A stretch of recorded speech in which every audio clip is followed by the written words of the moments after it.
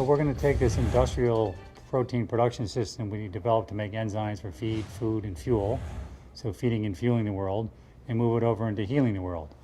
And by that what I mean is we're going to be developing a way to tweak and re-engineer the cell line that we created to make these prolific large volumes of low-cost proteins for industry and bring it over to the pharmaceutical world to make vaccines and other biological drugs at what we hope is a fraction of the cost of what you can do in a CHO cell.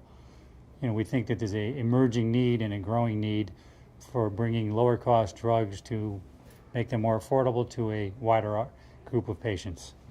Well, we've had this long battle and ongoing litigation against our former professionals for breach of fiduciary duty and negligence.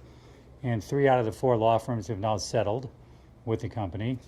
And we have the last one, the gorilla in the room, which is Greenberg Traurig.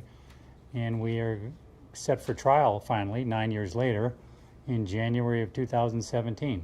Well, the good thing is that it's a testament to the technology and how powerful, robust, and versatile it was.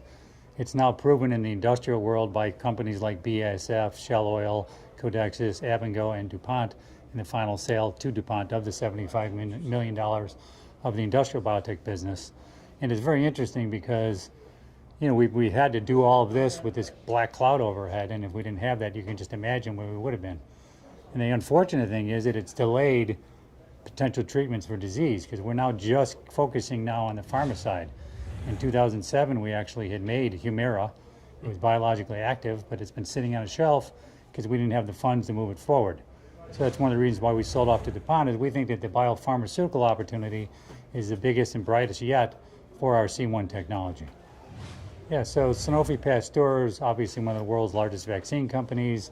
It's a testament again that they're working with us to try to develop a better way to make vaccines, cheaper, bring them out faster, and we've reported that we not only can make it for less, potentially that it has equal or better immunogenicity than the vaccine we tested.